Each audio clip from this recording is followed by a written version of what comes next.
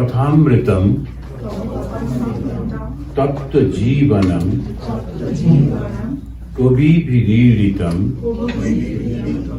কলমশাপহম শ্রবণমঙ্গলম শ্রীমদাততম ভুবি গৃহন্তি এ ভূরিদা জনাঃ। তেমনি একটা কথা আছে যে ভালো কাজ করতে গেলে প্রচুর বাধা আসে। তো সেই রকম আমাদের এই কথামৃত পাঠ করতে গিয়ে প্রথমে ওয়াইফাই পাওয়া যায় না, ওয়াইফাই পাওয়া যায় তো আরেকটা কি পাওয়া যায় না, সব পেয়েতে যখন পাওয়া গেল তখন লোক পাওয়া গেল না, সব যখন উলট হলো। তো যাই হোক, আমরা শুরু করব প্রত্যেক মাসে যেমন আমরা করি। খুব সুন্দর আলোচনা মধ্যে ঠাকুর প্রবেশ করেছেন। আমরা কথা বলছিলাম শ্রীরামকৃষ্ণ মনিরামপুরের ভক্তদের সঙ্গে কথা হচ্ছিল। তো গত মাসেই আমরা এটা পড়েছিলাম।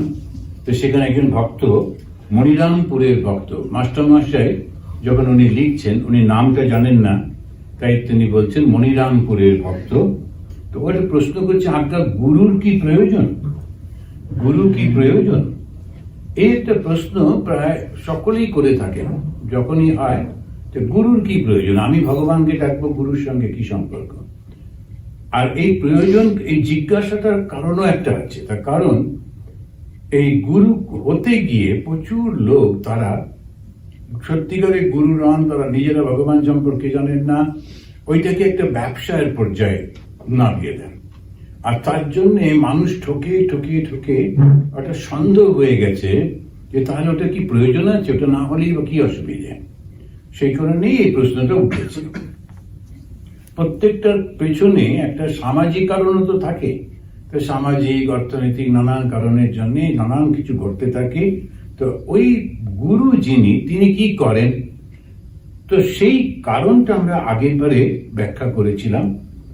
এখন ওই ঠাকুরের কথাটি দিয়ে বলি, শুধু অনেকের প্রয়োজন আছে।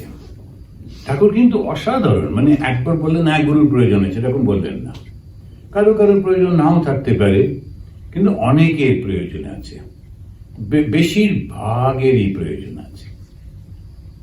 আর তারপরে হচ্ছে কিছু কিছু আছে, যেমন ভগবান শ্রীরামকৃষ্ণ স্বয়ং তিনি গুরুকরণ করছেন ওই পদ্ধতিটাকে সম্মান করবার জন্য। তার গুরুর প্রয়োজন ছিল না, তার গুরুদের তিনি ঠিক ঠিক করে দিচ্ছিলেন। তার গুরুদের মধ্যে যে সমস্ত ছোটখাটো ভুল ত্রুটি ছিল সেগুলো তিনি ঠিক করে দিচ্ছেন।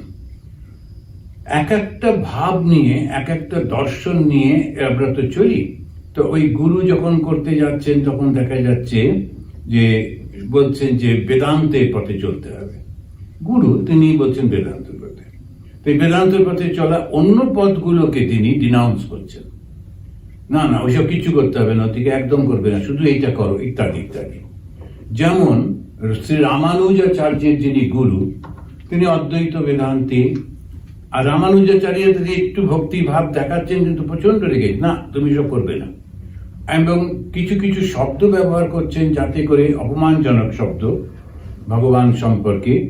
তো তাতে রামানুজ রেগে গিয়ে গুরুর থেকে আলাদা হয়ে যাচ্ছেন। এরকম অনেক বহু ঘটনা আমরা দেখতে পাই। কারণ সেজন্য গুরুর প্রয়োজন আছে, সেটা তো বটেই, কিন্তু গুরুকেও গুরুর মতো করতে হবে। তাহার না হলে ওই প্রয়োজনটা অপ্রয়োজন হয়ে পড়ে এবং বিকৃত হয়ে পড়ে।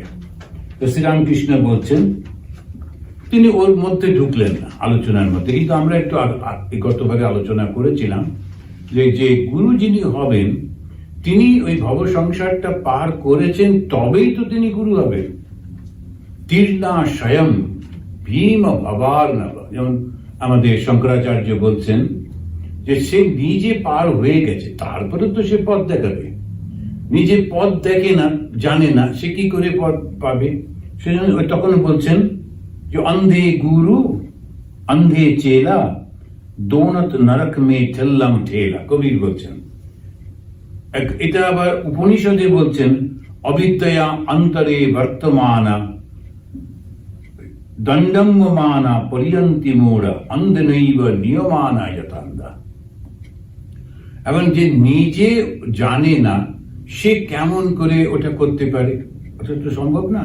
তো আমি যখন 11-এ উঠেছি, স্বামী বিবেকানন্দর বই পড়তাম, পড়ে প্রচন্ড উৎসাহ হলো যে একটু সকলকে শিক্ষা দিতে হবে, শিক্ষা।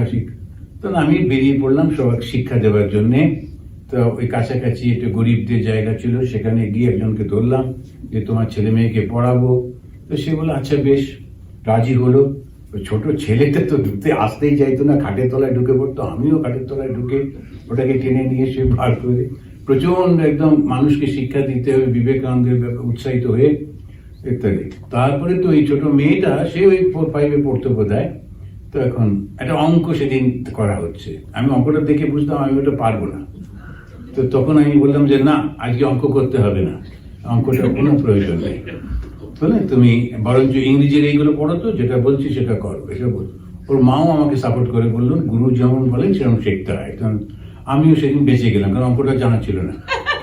তো মনে মনে ঠিকঠাক করে নিয়ে ফিরে বাড়িতে এসে আবার ওটা বুঝে টুঝে তারপরে পরের দিনকে বলে হ্যাঁ কি যেন বলছিল, কি অঙ্কটা দেখি দেখি। তো এখন এই যে গুরু যে সে নিজে যদি না জানে সে করবেটা কি, ওই তখন সমস্যা হয়ে যায় নানান রকম। তখন ওই বৃহস্পতিবারে খাবে না, শুক্রবারে হাত পেটা খাবে, শনিবারে করবে, নানান রকম ভাবে ওইসব করতে থাকে। ভগবান শ্রীরামকৃষ্ণ দেখেছেন একটা কথা বলছেন না, উনি শুধু বলছেন একটু ভালোবাসতে হবে। কিরকম ভালোবাসতে হবে? ছোট্ট বাচ্চা তার মাকে যেমন ভালোবাসে, বাস হয়ে গেল। ভগবানকে কি করে পাওয়া যায়? সঙ্গে সঙ্গে উনি মাটিতে শুয়ে পড়ে হাত পা নেড়ে, ছোট্ট শিশু যেমন মার জন্য কাঁদে, ও জগৎ সংসারে আর কিচ্ছু চায় না, ওকে খেলনা দাও, ওকে চকলেট দাও, কিচ্ছু না, মাকে চাই। তেমনি ভাবে ডাকলেই হয়ে যাবে। এই হচ্ছেন জগৎ গুরু, এই হচ্ছেন ঠিক ঠিক গুরু। কেননা উনি জানেন কোনটাতে কি ফল হবে, ঠিক কিভাবে ডাকতে হয়। তো তুমি এটা খাবে না, ওইখানে এ করবে, ওই সে করবে, নানান রকম যেগুলো সব করে টরে, ওরা খানিকটা ছোট সঙ্গে সঙ্গে বলে দিলেও লোকেদের ঠিক পছন্দ হয় না। একজন ডাক্তারের কাছে গেছে, সে ডাক্তার দেখে বললো না কিছু হয়নি, সকালবেলা একটু ভালো করে জল খাবেন তো তাহলেই হয়ে যাবে। ভীষণ মন খারাপ হয়ে গেল, কিরাম ডাক্তার, ভালো করে দেখলোই না। এবারে যখন আরেকজন ডাক্তারের কাছে গেল, সে বলল যে না এটা তো হচ্ছে না, খুব গম্ভীর হয়ে ইনি দেখলেন, তিনি দেখলেন, 4-5 জন মিলে দেখে বেশ মোটামুটি $10,000 একটা বিল হলো। অবশ্য বিলটা ইন্স্যুরেন্স পে করবে, সুতরাং সমস্যা নেই। খুব খুশি হয়ে এই হচ্ছে ডাক্তার, দেখো দেখি 5 জনে মিলে দেখে তবে একটা মত দিচ্ছে। তো এইরকম আমাদের সমস্ত মানসিক অবস্থাগুলো থাকে। তো ভগবান শ্রীরামকৃষ্ণের কাছে যারা আসছেন, ওরা হচ্ছে সত্যিকারের ভগবানকে জানতে চায়, তারা আসছেন। আর যেই ঠাকুরের কথাটা শুনছেন একদম শান্ত হয়ে যাচ্ছেন, ঠিক ঠিক বুঝতে পারছেন না এটাতেই হয়ে যাবে, আর কিছু লাগবে না। শুধু বলছেন আন্তরিক হতে হবে। এবার কিরকম বললেন? বললেন কলিতে নাম মাহাত্ম্য। তো এই গুরু সম্পর্কে জিজ্ঞেস করার পর গুরু কিরকম, ভগবান শ্রীরামকৃষ্ণ ইনডাইরেক্টলি বলছেন কলিতে নাম মাহাত্ম্য। কলি মানে এই বর্তমান যুগে, এই বর্তমান যুগে নাম মাহাত্ম্য মানে কি? এখন কে দিন রাত ধ্যান করবে? ধ্যান করার সময় কার আছে? প্রত্যেকেই নিজের নিজের মতো করে কাজ করে চলেছে, অর্থ উপার্জন করতে হবে, কোনো উপায় নেই। আগে একজন চাকরি করলে 10 জন লোক বসে খেত, একজনই বাড়িতে উপার্জন করতো, যথেষ্ট হতো, মানে সমস্ত তারা এ করে একসঙ্গে বসে করতে পারত। এখন হাজব্যান্ড ওয়াইফ প্রত্যেকটি লোককে রোজগার করতে হয়, তাছাড়া কোনো উপায় থাকে না। এমনকি দেখেছি যারা স্কুল কলেজে পড়ছে, ওই বাচ্চাগুলো এই গরমের ছুটিতে তারা গিয়ে গিয়ে একটু চাকরি করছে, এটা সেটা করে অর্থ। তা উপায় তো নেই, তো সময় কই, সময়ও নেই। আমরা যে নির্জনে গিয়ে বসে মাসের পর মাস জবদান করবো তার উপায় নেই। আবার এইভাবে জীবনযাপন করবার পর যখন রিটায়ারমেন্ট হলো তখন আর অভ্যাস নেই। এবারে যে জঙ্গলে গিয়ে বসবে, একলা একলা থাকবো, তারও তো অভ্যাস নেই। সুতরাং কি করা? ঠাকুর বলছেন এই বর্তমান যুগে কলিতে নাম মাহাত্ম্য। নাম কি? ভগবানের নামটাকে সদা সর্বদা চোখ করতে হয়। উনি বলছেন অন্নগত প্রাণ তাই যোগ হয় না। তার নাম করে হাততালি দিলে পাপ পাখি পালিয়ে যায়। অন্নগত প্রাণ, আমাদের যে প্রাণটা, আমাদের যে জীবনটা রয়েছে সেটা শুধু ওই খাবার উপরে। তাই ওরা বলছেন যে পাপ পাখি পালিয়ে যায় কিরকম ভাবে, তার নাম করতে হয়। সৎসঙ্গ সর্বদাই দরকার। সৎসঙ্গ যে আমাকে শেখাবে যে আমি কেমন করে আনন্দের মধ্যে পৌঁছাবো। আমি এটা কি করে পাবো, ওটা কি করে পাবো সেটা না। সৎসঙ্গ সেটা শুধু বলবে যে আমি আনন্দে কি করে পৌঁছাবো। আনন্দে কি করে পৌঁছানো যায়? যত বন্ধু হয় তত আনন্দ হয়, যত শত্রু হয় তত দুঃখ হয়, ভয় হয়, এটা পরিষ্কার। তো বন্ধু কি করে হবে? যাকে আমি ভাববো এরা আমার, তাই তো বন্ধু হবে। যখনই আমি ভাবি এরা আমার নয়, তারা শত্রু হয়ে যায়। তো যেখানে যে সফল হচ্ছে, যেখানে যে যা করছে, আমি তাতেই খুশি হয়ে থাকছি, সফল হচ্ছি, এইটি যখনই থাকে তখন সে আনন্দে থাকে। তো সৎসঙ্গ করলে সেই মানুষটি যে সত্যি সত্যি ঠিক ঠিক, তার কিন্তু আর কোনো অসুবিধা হয় না। নিজে আনন্দ পেয়েছে, ও সেইভাবেই আনন্দটা দিতে পারে। তারপরে বলছেন এই সমস্ত করতে গেলে একটা রোগ চাই, ডিমে তেতলা হলে হয় না। যাদের সংসার ভোগের ইচ্ছা আছে তারা বলে হবে, কখনো হবে, হ্যাঁ ঈশ্বরকে কখনো না কখনো পেয়ে যাবে। ওরা এইভাবে কথাগুলো বলে, তারা অন্যান্য ভোগের মধ্যে যায়। মা রাজ্যে, কোলের ছেলে শুয়ে আছে, মা মুখে চুষি দিয়ে গেছে, যখন চুষি ফেলে চিৎকার করে কাঁদে, মা হাঁড়ি নাবিয়ে ছেলেকে কোলে নেয়। তো এই যে কথাগুলি, এই কথাগুলি হচ্ছে খুব বাস্তব কথা। এর জন্য আমাদের উপনিষদ বেদ বেদান্ত পড়তে হয় না, ঘরেতেই আমরা চোখের সামনে দেখতে পাই। তো ভগবানকে কি করে ডাকবো? ওই ছোট ছেলেটা, বাচ্চাটা, যে কোলের বাচ্চা, সে তার মাকে পাবার জন্য অসহায় হয়ে যখন ডাকে, সেই রকম ভাবে ডাকতে হবে। মনে অভিমান করবে আর বলবে তুমি আমাকে সৃষ্টি করেছো, তোমাকে দেখা দিতেই হবে। ভগবানের ওপর আমার অধিকার আছে, কেননা তিনি তো আমার বাবা। বাবাকে আমি বলতেই পারি, অন্য লোককে তো বলা যায় না, কিন্তু বাবাকে তো আমি বলতেই পারি। তাই বলছেন মনে অভিমান করবে আর বলবে যে তুমি আমাকে সৃষ্টি করেছো, দেখা দিতেই হবে। সংসারে থাকো আর যেখানেই থাকো, ঈশ্বর মনটি দেখেন। বিষয়াসক্ত মন যেমন ভিজে দেশলাই, যত ঘষো জলে না। একলব্য মাটির দ্রোণ, অর্থাৎ নিজের গুরুর মূর্তি সামনে রেখে শিক্ষা করেছিলেন। তো একটু একটু করে সমস্ত বলে যাচ্ছেন, যারা ঘটনাগুলো জানে সঙ্গে সঙ্গে বুঝতে পারছেন। তো এই যে কথাগুলো বলছেন, যেখানেই থাকো মনটা দেখেন।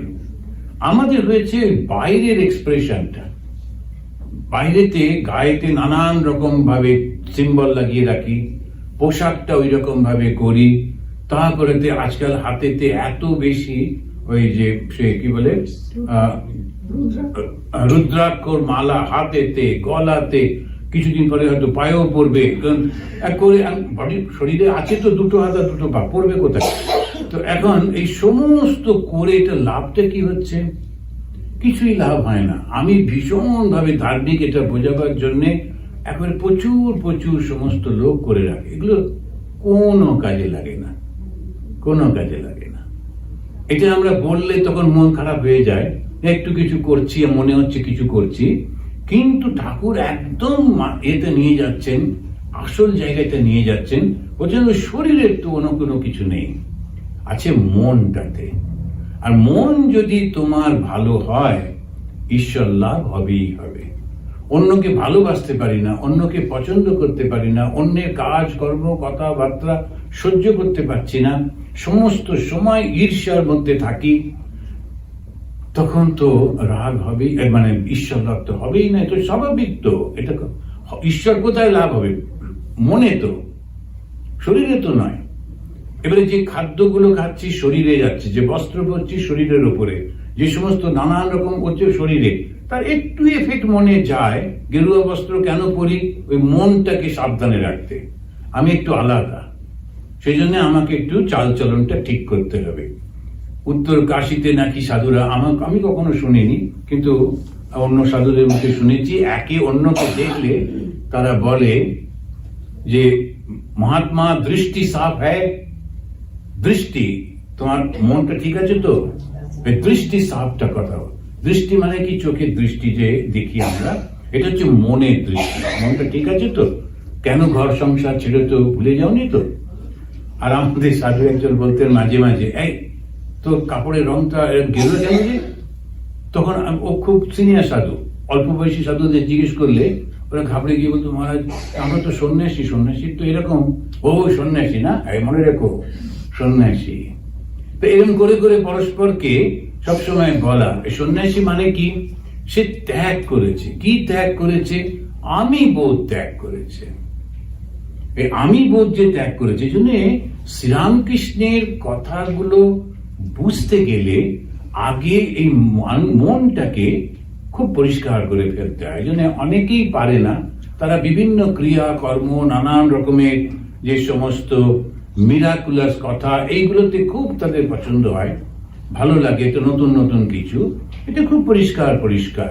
ঈশ্বর কাকে ভালোবাসেন? যার মনটা পরিষ্কার, শুদ্ধ। এই শুদ্ধ পরিষ্কার মন কাকে বলে? যার মধ্যে স্বার্থপরতা নেই, অহংকার নেই, শুদ্ধ পরিষ্কার মন, তাকে ভগবান ভালোবাসেন। এগিয়ে পড়ো। এবারে একটু বলছেন এগিয়ে পড়ো। কাঠুরে এগিয়ে গিয়ে দেখেছিল চন্দন কাঠ, রূপোর খনি, সোনার খনি। আরো এগিয়ে গিয়ে হিরে মানিক। ওর নিজেরই গল্প, এখানে একটু হিন্টস দিচ্ছেন, এর আগে বলা আছে। তো এগিয়ে পড়ো সেই কাঠুরে। সে যখন যাচ্ছিল কাঠ কাটতো, ওই ড্রাই উড কেটে নিয়ে এসে বিক্রি করতো। তো তখন একজন ব্রহ্মচারী ওকে বলেছিলেন আরো এগিয়ে যাও জঙ্গলে। এখন সিম্বলিক, ও জঙ্গলে গেল, গিয়ে দেখলো বাবা এ তো চন্দন কাঠ, অনেক দামি। আরো এগিয়ে গেল, দেখলো হীরের খনি, তো ইত্যাদি ইত্যাদি। এটা সিম্বলিকটা কি? যখন ধ্যান করছি, জপ করছি, বছর 2-3 হতে না হতেই পাড়া প্রতিবেশীর লোকেরা বেশ ওকে একটু খাতির যত্ন করতে লাগলো। দুর্গাপুজোর সময় হঠাৎ করে একটা কাপড় এনে দিল, তোমার কথা মনে পড়লো, বুঝলে, তা তুমিও একটা কাপড় রাখো। তারপরে এই একসঙ্গে ফুলের মালা নিয়ে এলো, কে এসে। এখন ধীরে ধীরে আস্তে আস্তে তার অহংকার হতে লাগলো। এবারে সে দেখলো যে মালা বা ফুল বা এরকম গিফট অন্য কেউ দিচ্ছে, তখন রেগে যাচ্ছে, ভাই আগে আমাকে যেত, আবার ও করতে গেল, আবার গোলমাল হয়ে গেল। এখন ওই যখনই এগিয়ে পড়া মানে, তখন তাকে বুঝতে হবে না ও তো খুব ভালো, ও ভগবানের দিকে যাচ্ছে। যে যেখানে ভগবানকে ডাকছে, ঈশ্বরকে ডাকছে, যে নামেই ডাকুক না কেন, ভগবানকেই তো ডাকছে।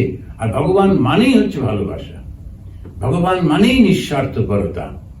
এই কথাগুলো যখনই মনে পড়ছে, তখন সে কত উন্নত হয়ে যাচ্ছে। যখন সে খ্রিস্টানদের কাছে যাচ্ছে, যখন সে মুসলিমদের কাছে যাচ্ছে, বুদ্ধিস্টদের কাছে যাচ্ছে, সবাই ভগবানকে ডাকছে চোখের জলে, তখন নিজের কথা সে মনে পড়ছে, সত্যি তো ওরা যখন ভাবে তাদের ভগবানকে ডাকছে, ভগবান তো একই, কিন্তু আমার সেইটি কি করে, ওই জিনিসটি ভগবান ঠাকুর বারবার বলে বলে দিচ্ছেন। এবারে বলছেন যারা অজ্ঞান তারা যেন মাটির দেওয়ালের ঘরের ভেতর রয়েছে। একটা উদাহরণ দিচ্ছেন, যারা অজ্ঞান, অজ্ঞান মানে কি? যাদের এই বোধটা নেই, যারা জগৎটাকে, সংসারটাকে আসল মনে করেছে, তাদের মনে হয় একই। আমার ঠাকুরের কৃপায় যদি এই রামকৃষ্ণ মিশনে এসেছি বলেই এই সুযোগটা হয়েছে, তো সেই কারণে আমি দেখেছি খুব বড় বড় মানুষদের সঙ্গে, বড় বড় অনেক মানে সোসাইটির খুব বড় পজিশনের লোকেদের সঙ্গেও দেখা হয়েছে। এই president of India, prime minister, এই বড় মিনিস্টার ইত্যাদি, আবার গরিবদের। তারপরে তো এমনি যখনই কোনো প্রোগ্রাম হয়, কোনো জায়গা হয়, এরা সব একসঙ্গে হয়, একই জিনিস, সমস্ত এই সেজে বুঝে সুন্দর করে আসা, তারপরে কেমন আছেন, নিয়ে আছেন, এসব বলা টলা, কিন্তু কেউ কাউকে সহ্য করে না। তো ভেতরে ভেতরে ভীষণ বিরক্তি, অথচ মুখে খুব সুন্দর, দেখা হলেই একেবারে হ্যালো হাও করে করে সমস্তটাই নাটক করে বেরোবার সময় খুব বিরক্ত একদম একেবারে। এখন কি মানুষগুলো কিরকম নাটক করে সারা জীবনটাই চলেছে, যেটাই বলছে সেটা কিন্তু মনের মধ্যে নেই, আর যেটা মনের মধ্যে আছে সেটা প্রকাশ করতে পারছে না। কি অসম্ভব একটা অবস্থা। সারাক্ষণ এই পরিষ্কার পরিচ্ছন্ন ভাবে থাকা, গড়গড় করে না বা কি যে লাভ হচ্ছে কিছুই বোঝা যায় না। আমি ওইগুলোর মধ্যে দেখে দেখে আমার মনে হচ্ছে ঠাকুর বলছেন, মন এর নাম হচ্ছে রূপোর গড়গড়ায় তামাক খাওয়া। এই জীবনে এইসব আর তো কিছু নেই, একদম হাইয়েস্ট ওই পজিশন গুলোই তো, তারপরে আর কি আছে সমাজে। তো ঠাকুরের এই কথাটা ওরা ওই মাটির দেওয়ালের মধ্যে রয়েছে, সেই জন্য ভেতরটাও অন্ধকার, বাইরেটাও দেখতে পাচ্ছে না। আবার যারা এই কাঁচের ঘরের মধ্যে হয়েছে, একটু জ্ঞান লাভ হয়েছে, তারা ঘরেরটাও দেখতে পায়, আবার বাইরেটাও দেখতে পায়। ওই ভেতরের জিনিসও দেখতে পায়, বাইরের জিনিসও দেখতে পায়। এরপরে এটা সব থেকে হিন্দু ধর্মের আসল কথাটা বলছেন, এক বই আর কিছু নেই, সেই পরব্রহ্ম আমি যতক্ষণ রেখে দেন ততক্ষণ দেখান যে আদ্যাশক্তি রূপে সৃষ্টি স্থিতি প্রলয় করছেন। যতক্ষণ আমি রেখে দেন, এটা একটা এই জিনিসটি যারা ফিলোসফি পড়ে, দর্শন পড়ে, ওরা বুঝতে পারবে, যারা সাধন ভজন করেন তারা বুঝতে পারবেন। আমি হচ্ছে সর্বব্যাপী এই পরম ব্রহ্ম, পরব্রহ্ম বললেন। তো ব্রহ্মের নানা রকম স্তর রয়েছে, সগুণ ব্রহ্ম, নির্গুণ ব্রহ্ম। নির্গুণ ব্রহ্মকে পরব্রহ্ম বলা হচ্ছে, পর মানে শ্রেষ্ঠ, হাইয়েস্ট।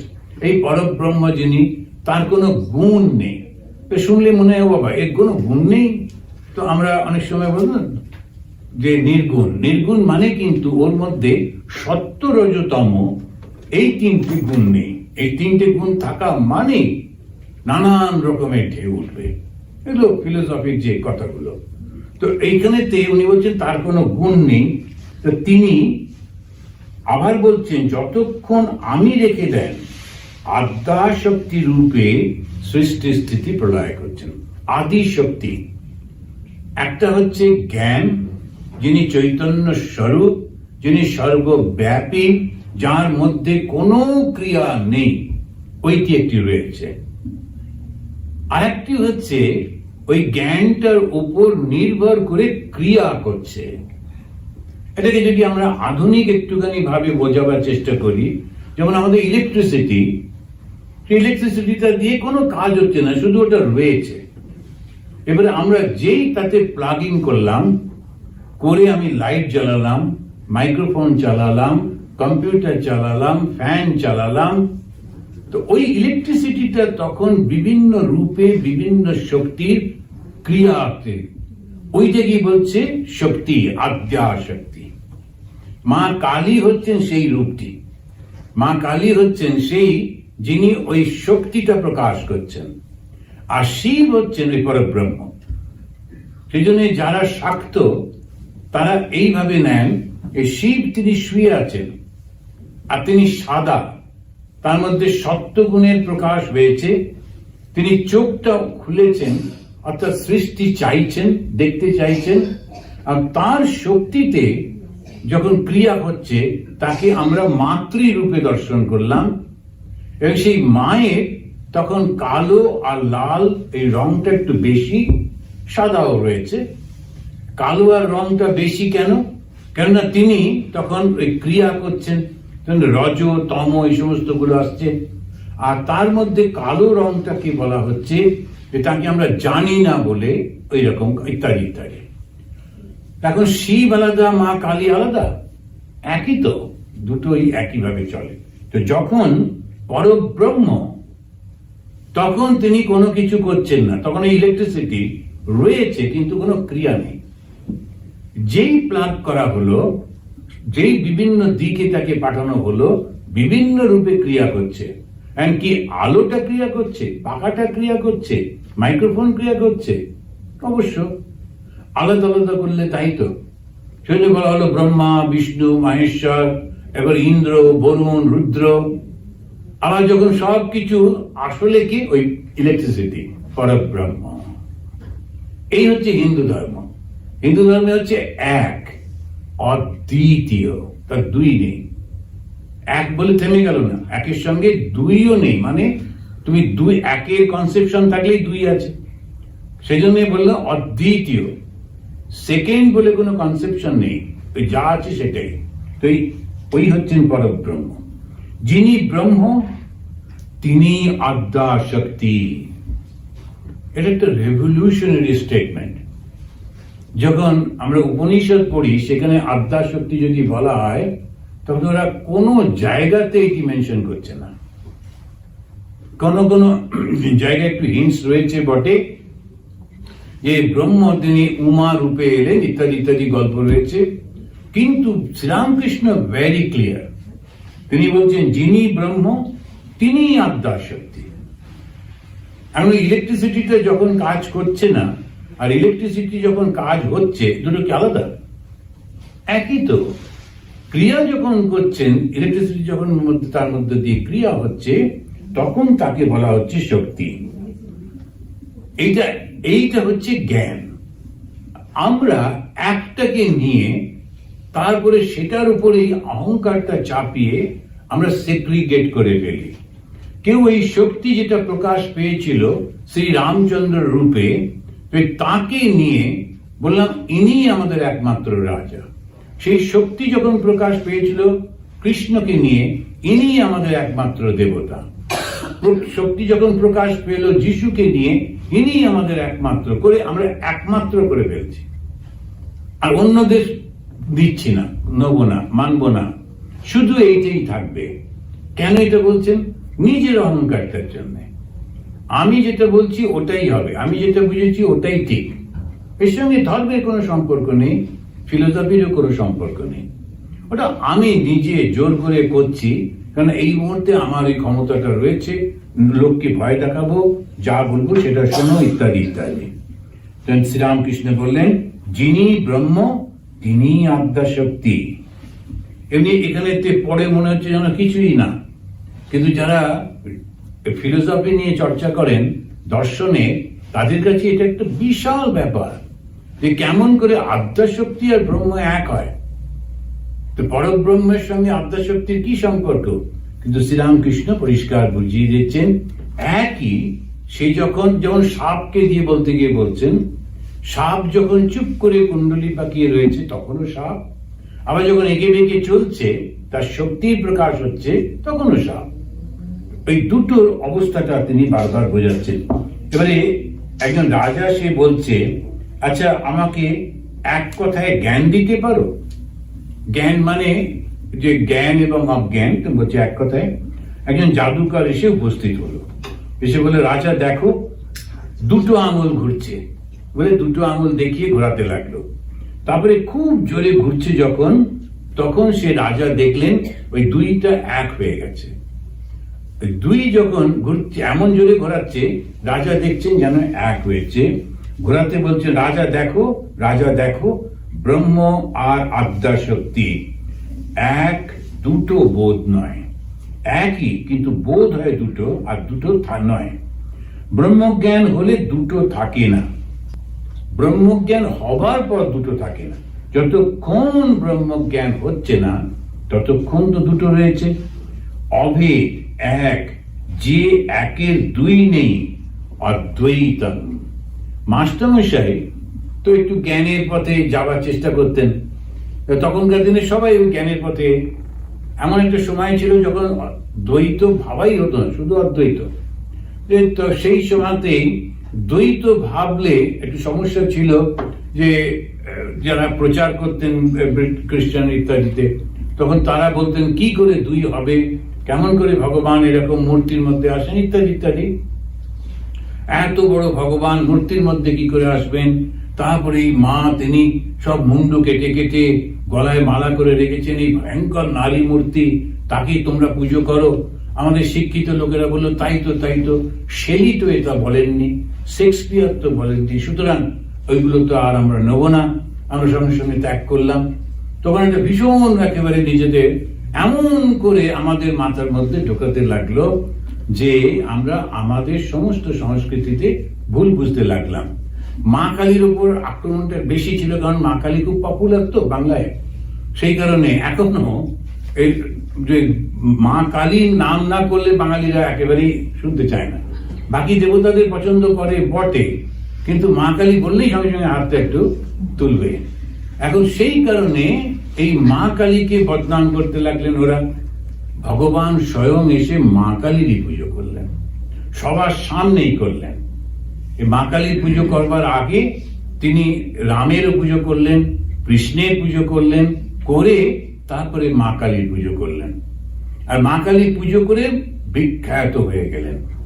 সমস্ত লোক আসতে লাগলো, দেখলো যে কোথায় মাটির মূর্তি, পাথরের মূর্তি, একদম জীবন্ত। এই জীবন্ত মূর্তি দর্শন করলেন নরেন্দ্রনাথ। যখনই লোকেরা আসে তারা ওইটা অনুভব করতে লাগলেন। ধীরে ধীরে আস্তে ওইটা ছড়িয়ে পড়তে লাগলো, মা কখনো কাউকে মারেননি। এই যে মুন্ডমালা, সেটা হচ্ছে জ্ঞানের প্রতীক। সেই জন্যই যারা কালী সাধক তারা একজন লিখছেন যে ব্রহ্মাণ্ড ছিল না যখন মুন্ডমালা কোথায় পেলি। কেন প্রশ্নটা সত্যি তো, মা কাকে মারবেন? ব্রহ্মাণ্ডই তো ছিল না, কোনো জীবজন্তু নেই, তখন তুমি মুন্ড বলে করতে, ব্রহ্মাণ্ডই ছিল না যখন। আর একজন বলছেন কালী 50 বর্ণী, বর্ণে বর্ণে প্রকাশ করে। আমাদের অ থেকে বিসর্গ পর্যন্ত যে আমাদের সংস্কৃতে যে অক্ষরগুলো রয়েছে সেইটি এই কাউন্ট করলে এটা পাওয়া যাবে। তো কিন্তু মানুষের মুন্ড কেন? ওটা সিম্বল। মানুষের মাথাতেই বুদ্ধি, আর বুদ্ধিটাই শক্তি। মানুষের শক্তি ওর হাতে থাকে না, মানুষের শক্তি ওর মাথায় থাকে, বুদ্ধিতে থাকে। সেই বুদ্ধিটাই হচ্ছে আসল। তাই মা একেবারে গলায় মালা করে পরে রেখেছেন। যখন লোকেরা মালা পরে সেটা সব থেকে দামি, সেই জন্য গলায় মালা করে পরে রেখেছেন। আমরা বেশিরভাগই জানি না। মায়ের ডান দিকে হাত দুটো যদি লক্ষ্য করা যায়, একটাতে বলছেন যে বর দিচ্ছেন, আমি মা থাকতে ভয় পাচ্ছ কেন, এসো নিয়ে যাও। আর আরেকটাতে হচ্ছে অভয় দিচ্ছেন।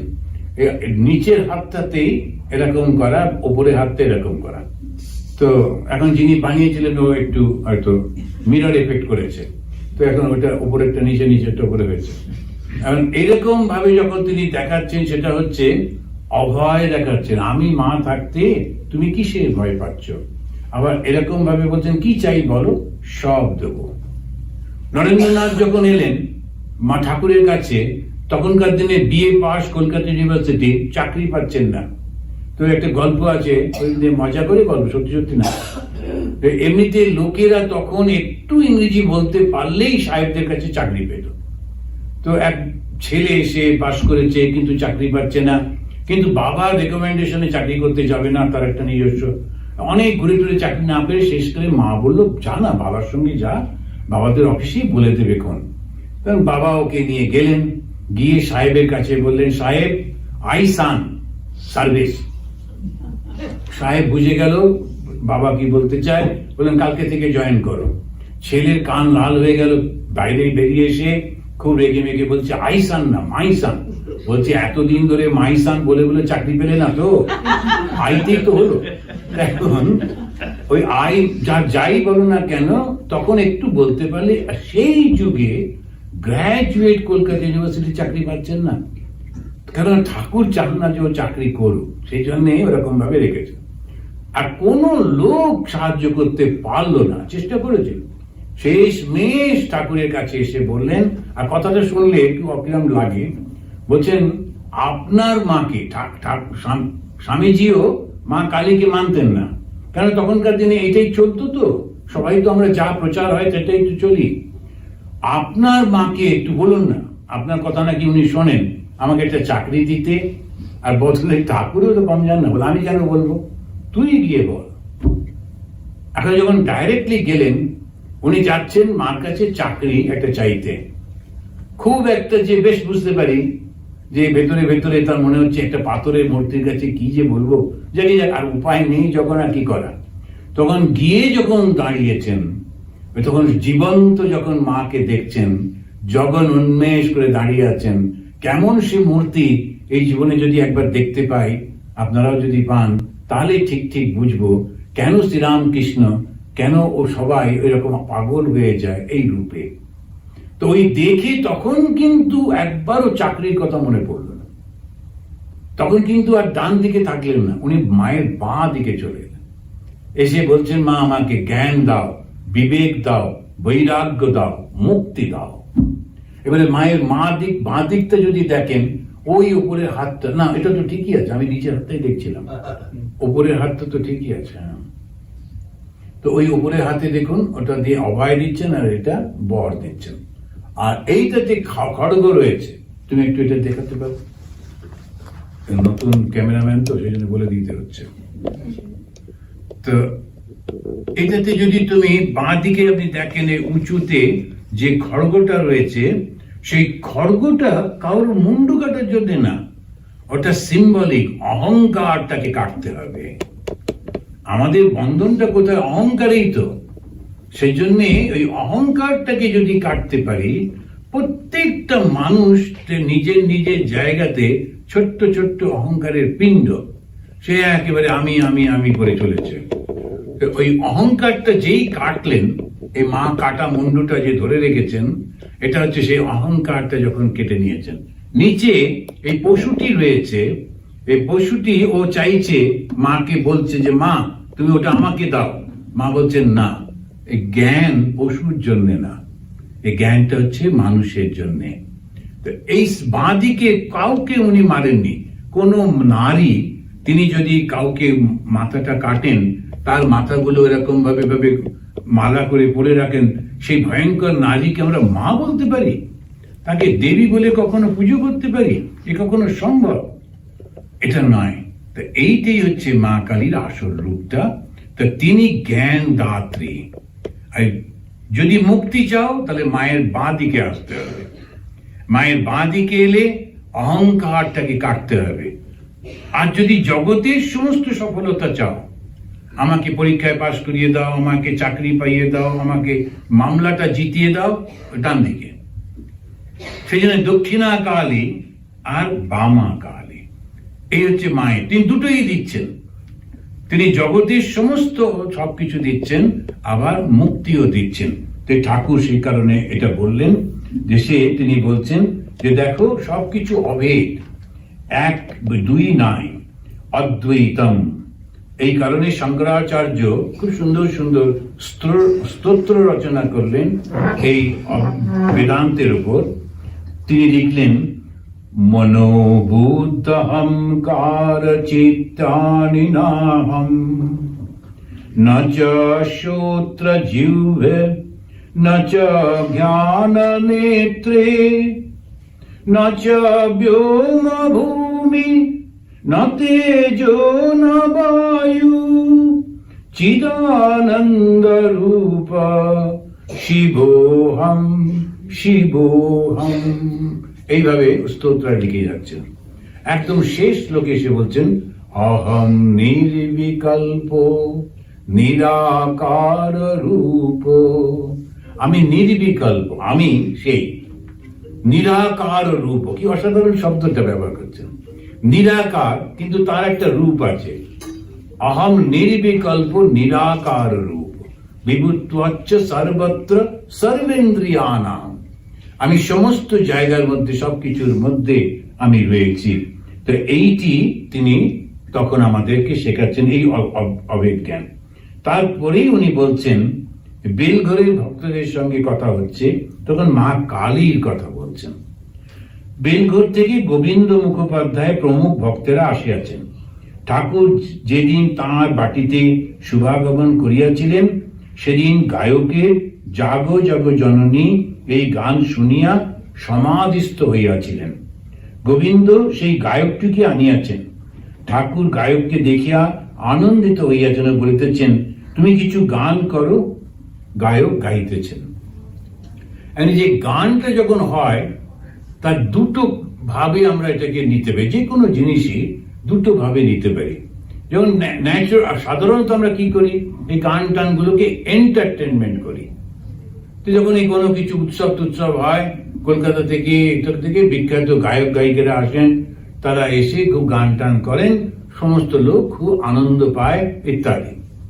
আবার ঠাকুরের কাছে ওরা গায়ককে নিয়ে এসছে, কারণ ঠাকুর ওটা খুব পছন্দ করেছেন। এই গায়ক কিন্তু এন্টারটেনমেন্টের সঙ্গে সঙ্গে এনলাইটেনমেন্ট দিচ্ছে। তার সঙ্গে সঙ্গে তার এই ঠাকুর যখন শুনছেন জাগো জাগো জননী, সেই জননী বলতেই তার মনের মধ্যে, অন্তরের মধ্যে সেই যে চেতনা, তাকে জাগ্রত হতে বলছেন। আমাদের এই শরীর, মন, বুদ্ধি, এইটাতেই আমরা সবসময় জড়িয়ে আছি। আমরা বুঝতে পারছি না আমাদের মধ্যে সেই চেতনাটাকে। যারা ধ্যান করেন, সত্যি সত্যি যদি একটু ধ্যান হয়েছে, তখন বুঝতে পারা যায় কি প্রচন্ড আনন্দ হয় একবার যদি মনটা শান্ত হয়। মনটা শান্ত হলে কি প্রচন্ড আনন্দ হয় সেটা বুঝতে পারি না, অথচ আনন্দ পাওয়ার জন্য আমরা উদ্দাম হয়ে নৃত্য করতে থাকি। আমরা যে সমস্ত এই বিভিন্ন হোটেল টোটেলগুলোতে যায়, পাবে যায়, ভয়ঙ্কর নাচ, একেবারে যারা গান করছে তারাও চিৎকার করছে, লাফাচ্ছে। মাইক্রোফোনগুলো কি শক্ত, একেবারে ছেড়ে না, দু একটা এখানে রাখলে হয়। আমাদের রোজই মাইক্রোফোন নিয়ে আমাদের সমস্যা তো, কিন্তু ওদের দেখুন এই মাইক্রোফোন নিয়ে লাফাচ্ছে, এই করছে, কিছুতেই কিছু। আর চতুর্দিকে লোকগুলো চিৎকার করছে, নাচছে। কেন করছে? আনন্দ পাওয়ার জন্য। ঠিক উল্টোটা হয়ে যায়। ওইসব নাচে টেঁচে যখন করলো টললো, তখন তাদের মধ্যে আর সেই মানসিক স্থৈর্য থাকে না। আনন্দটা কে পায়? ওই ঘরের একটা কোণাতে চুপ করে বসে ধ্যান করছে, সে কিন্তু আনন্দটা পায়। ওই লাফালাফির মধ্যে নেই। দুজনেই আনন্দের খোঁজে বেরিয়েছে। একজন নিজেরই ঘরের কোণে বসে চোখ বুজে অন্তরের মধ্যে সে যখন নিজেকেই উদ্ভাসিত করছে, আনন্দে ভেসে যাচ্ছে। আর একজন সে যাচ্ছে কোনো একটা জায়গায়, সেখানে আনন্দেরই খোঁজ করছে, সেখানে পয়সা দিচ্ছে, সেখানে চেষ্টা করছে, কিন্তু বেচারি বুঝতে পারছে না যে এখানে আনন্দ পাওয়া যাবে না। এইটাকেই বলছে অজ্ঞান। আর যখন সে চোখ বন্ধ করে ধ্যান করছে, তখন বলছে জ্ঞান। উপনিষদে এই অবস্থাটাকে ব্যাখ্যা করতে গিয়ে বলছেন, কশ্চিৎ ধীরা প্রত্যগাত্মানমৈক্ষত আবৃত্ত চক্ষু অমৃতত্বমিচ্ছন। কিছু কিছু মানুষ, ধীর ব্যক্তি, তারা এই অমৃত লাভ করবার জন্য, অমৃত মানে আনন্দ, চূড়ান্ত আনন্দ, সেটা পাওয়ার জন্যে চোখ বন্ধ করছেন। তখন ঠাকুর এই গান, ওই যে গায়ক গান করছেন, দোষ কারো নয় গো মা, আমি সখাত শরীরে ডুবে মরি শ্যামা। ঠাকুরের খুব ভালো লাগছে। আর কিছু কিছু গান আছে, সেগুলো আমরা ঠিক অতটা জানি না। ছুঁচ নেড়ে সমন আমার জাত গিয়েছে। আর একটা হচ্ছে জাগো জাগো জননী মূলাধারে নিদ্রাগত, কতদিন গত হলো কুলকুণ্ডলিনী। মূলাধার, স্বাধিষ্ঠান, মণিপুর, অনাহত, আজ্ঞাচক্র, বিশুদ্ধ, সহস্রা, এই যে 7টা অবস্থান রয়েছে, যোগীরা বলেন এই মানুষের শরীরের মধ্যে ওই মূলাধারটা আমাদের স্পাইনাল কর্ডের একদম নিচেতে রয়েছে। ওইখানেতেই ওই শক্তিটা রয়েছে। ওই শক্তিটাকে যখন জাগ্রত করা হয়, ওই শরীরের মধ্যে দিয়ে সে যখন সহস্রারে এসে মিলিত হয়, তখন সহস্রার হচ্ছে শিবের স্থান। সেখানে যেই মিলন হচ্ছে, সঙ্গে সঙ্গে তার জ্ঞান হচ্ছে। এটা যোগীদের মত, যোগীদের পথ, যোগীরা ওইভাবে করেন। তো আমাদের সমস্যাটা কোথায়? সমস্যা বলতে ভগবানের একটা শক্তি আমাদেরকে আলাদা করে, ভগবান থেকেই সৃষ্টি হয়েছে। ভগবান সৃষ্টি করবার পর তিনি আমাদের চোখের উপরে একটা কভার দিয়ে দিলেন, দিয়ে নিজে লুকিয়ে পড়লেন। কোথায় আর লুকাবেন, সর্বব্যাপী, কিন্তু এই কভারটা দিয়ে দিলেন, আর আমরা তাকে দেখতে পাচ্ছি না। তো এখানেতে সেইটিকে যখন ওরা ফিলোসফিক্যাল ভাষাতে বলে, তখন বলছে মায়া। ভগবানের শক্তি, এটা মায়া। তিনি কি করছেন? নিজের সঙ্গে নিজের লুকোচুরি খেলছেন। তিনি সৃষ্টি করছেন কাদেরকে? আমাদের সবাইকে করে, আবার তিনি নিজে লুকিয়ে পড়ছেন। কেন হচ্ছে? মজা হচ্ছে তার। ঠাকুরকে যখন জিজ্ঞেস করলো, লোকেরা যখন জিজ্ঞেস করলেন, উনি বলছেন এটাকে বলে লীলা। তো লীলায় হচ্ছে, তো মজা হচ্ছে ভগবানের। নিজেই নিজেকে লুকিয়ে ফেলছেন, নিজেই খুঁজছেন। তো এই যেটা, সেটি হচ্ছে মায়া শক্তি দিয়ে। মায়াটাকে কখনো অবিদ্যাও বলা হয়। আর এটা হচ্ছে অধ্যাস আর অপবাদ, এই দুটি শব্দ ব্যবহার করা হচ্ছে। অধ্যাস মানে হচ্ছে ঢাকা দেওয়া, আর অপবাদ মানে ওটা সরিয়ে দেওয়া। এই ফিলোসফিক্যাল টার্মিনোলজি। একটা ট্র্যাডিশনালি সেই বলে অধ্যাসটা কি? একটা সত্যিকারের জিনিস পড়ে আছে, সেইটিকে আমি দেখতে পেলাম না, ওর উপরে আমি আরেকটা জিনিস দেখলাম, যেমন এই যে তারটা পড়ে আছে, এবার যখন ঘরটা একদম খুব খুব অন্ধকার হয়ে গেল, হঠাৎ করে একজন দেখলো কি যেন একটা, বাবা একদম ওই সাপের সঙ্গে মিলে যাচ্ছে, সাপগুলো এরকম ভাবেই যায়, বাপরে একটা বিরাট সাপ, এবার চিৎকার করতে লাগলো। সাপ তো নেই, তাহলে ও সাপটা দেখলো কি করে? কেননা ও যেটা আছে তার সেটাকে চাপা দিয়ে দিল প্রথম, সেটা হলো অধ্যাস। এই চাপাটা দেবার পর তখন ওর উপরে আবার অন্য একটা কিছু চাপিয়ে দিল, সেটা হচ্ছে আমাদের সাপ। সাপটা ওর মনের মধ্যে আছে, ওর উপরে চাপালো, এবার নিজেই ভয় পেল। এবারে চেঁচামেচিতে লোকেরা আলো নিয়ে এলো, আলো নিয়ে এসে যখন দেখা গেল এটা শুধু শুধু তুমি করছো, এটা তো শুধু তারটা রয়েছে, আর তো কোনো কিছু নেই, এইটুকু শুধু, আর কোনো কিছু নেই। জগৎ সংসারে আমরা যে এত কিছু করছি শুদ্ধ এইটুকুর জন্য, যেই ওটা সরে যায় সঙ্গে সঙ্গে জ্ঞান হয়। তো যখন এই দুটি অবস্থায় আসে, মায়াটা ব্যাখ্যা করা যায় না, এটাকে অনুভব করা যায় কিন্তু ব্যাখ্যা করা যায় না, বলা যায় না। শঙ্করাচার্য যথেষ্ট চেষ্টা করলেন, উনি বললেন অব্যক্ত নামনি পরমেশ শক্তি। অব্যক্ত, এটা যে নাম নেই, তো এটা কোনো নাম দিয়ে কোনো কিছু ব্যক্ত করতে পারা যাচ্ছে না। পরমেশ শক্তি, এটা বুঝতে পারছি যে পরমেশ ভগবান যিনি সৃষ্টিকর্তা, যিনি, তার শক্তি তো বটে। এটাও কিন্তু অনাদি, এর কোনো আদি নেই। কেন? ঈশ্বরের তো আদি নেই। কখন ঈশ্বর সৃষ্টি হয়েছিলেন কে বলবে? ঈশ্বরই তো প্রথম সৃষ্টি, নিজেই করেছেন সবকিছু, সুতরাং অনাদি। কিন্তু অবিদ্যা, সত্যিকারের জ্ঞান নয়, এটা মিথ্যা জ্ঞান, ভুল জ্ঞান। আর ত্রিগুণাত্মিকা পরা, এই যে তিনটে গুণের কথা বারবার হিন্দুরা বলে, তিনটে গুণের পরা, পরা মানে তার মধ্যে রয়েছে এবং তার উপরে সত্য রজ তম। হিন্দু ধর্মে যদি যখন আমরা দেখি যে কিরকম ভাবে যখন ওরা ব্যাখ্যা করছেন, তখন সমস্ত জিনিস থেকে দেখে শুনে তখন ওরা বলেন যে তিনটে মাত্র গুণের মধ্যে দিয়ে, শক্তির মধ্যে দিয়ে প্রকাশ, খুব ভালো, খুব খারাপ, আর ভালো খারাপের মিশ্রণ, আর কোনো কিচ্ছু নেই। বার করুন, দেখুন যে খুব খুব ভালো মানুষ আর খুব খারাপ, এবং তার দুটোর মাঝখানে। তো আমরা যারা বিশেষ করে মানুষের মধ্যে এই তিনটে গুণ বিভিন্ন ভাবে ক্রিয়া করতে থাকে।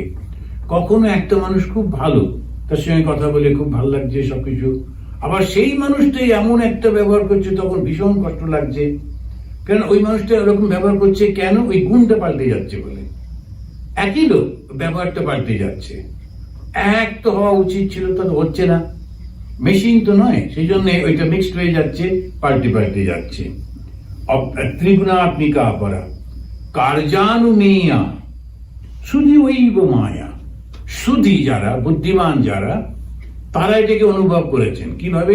কার্যটাকে দেখে। কার্যটা কি?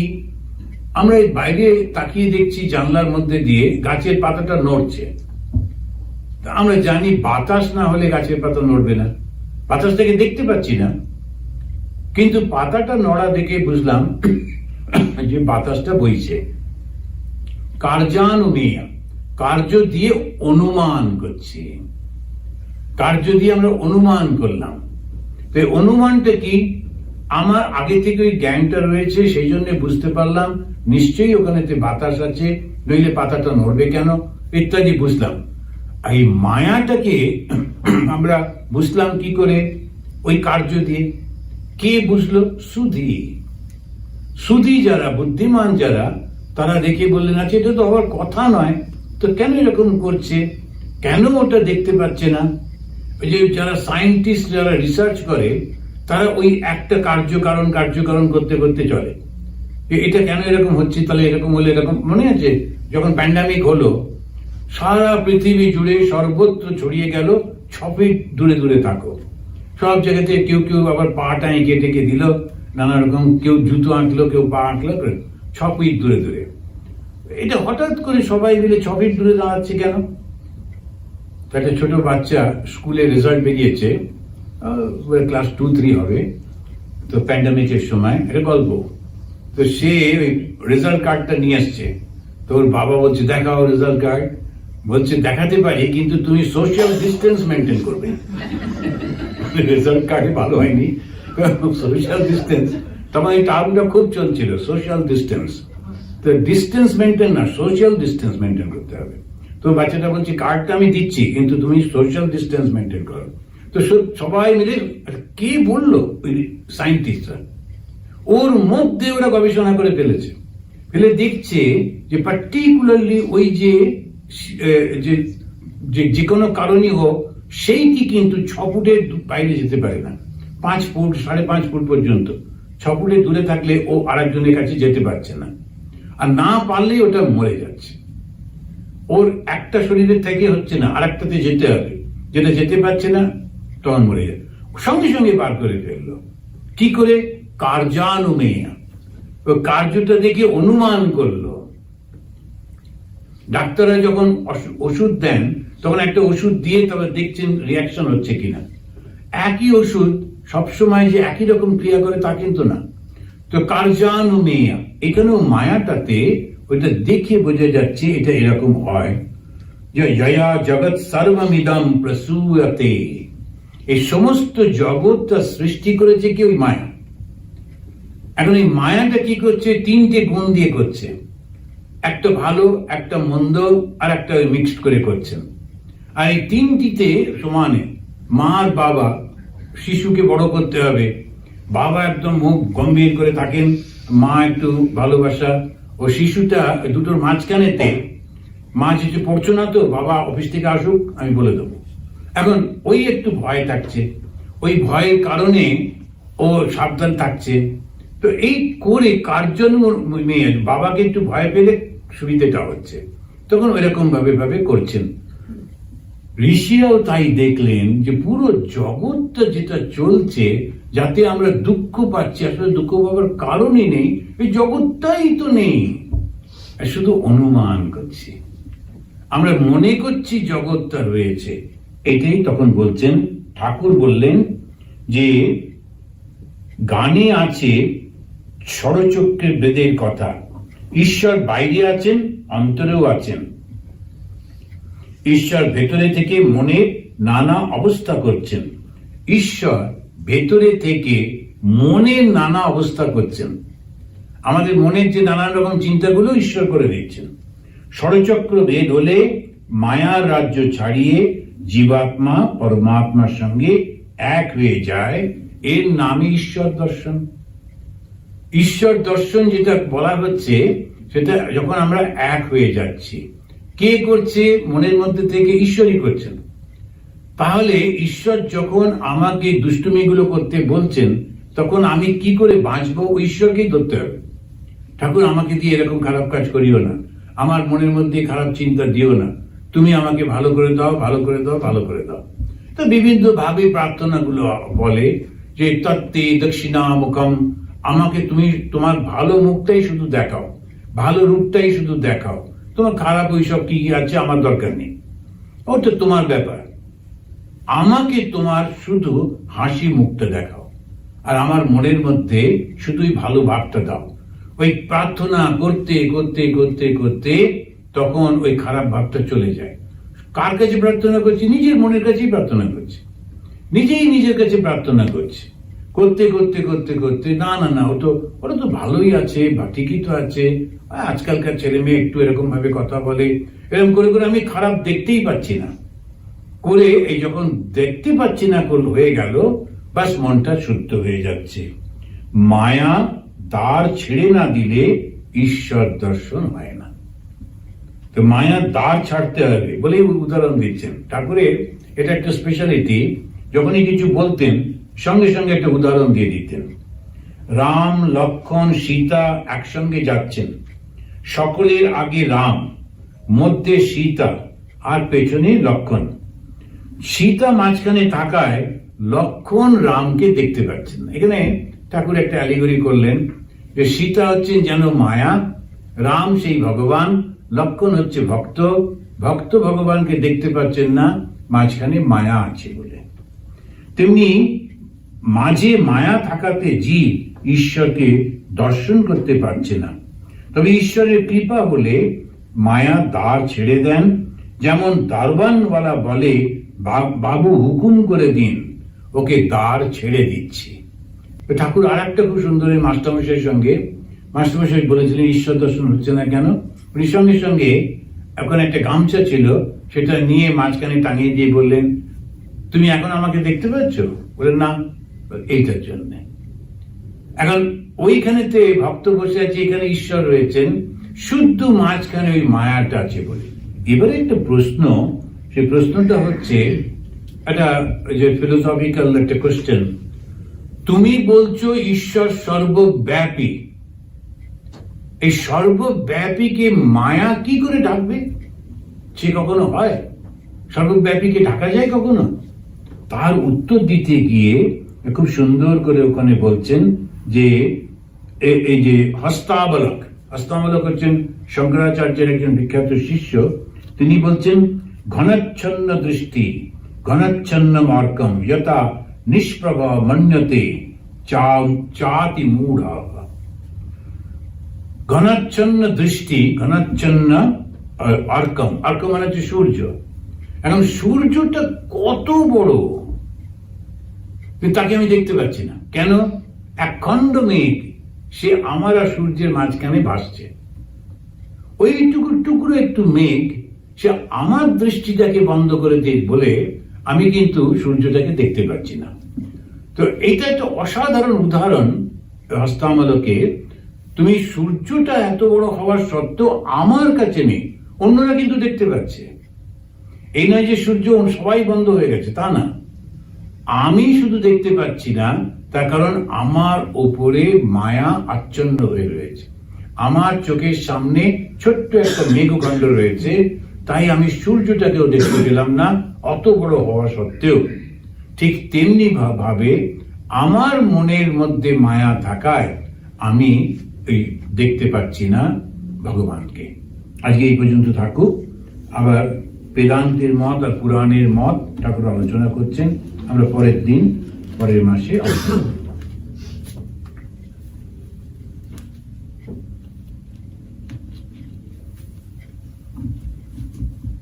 আমরা ঠাকুরকে প্রণাম করে শেষ করব। আমার সঙ্গে সঙ্গে বলুন, নিরঞ্জনম নিত্যম অনন্ত রূপম ভক্তানুকম্পা ধৃত বিগ্রহম বৈ ঈশাবতারম পরমেশমিড্যম তম রামকৃষ্ণম শিরসা নমামঃ। ওম শান্তি শান্তি শান্তি। হরি ওম তৎসৎ। Sri Ramakrishna अर्पणमस्तु।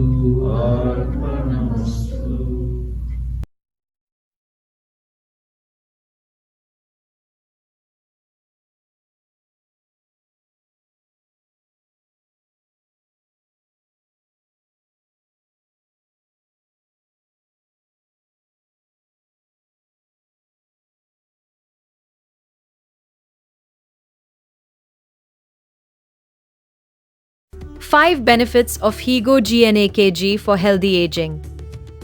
I use Higo GNAKG to support healthy cellular energy as I age.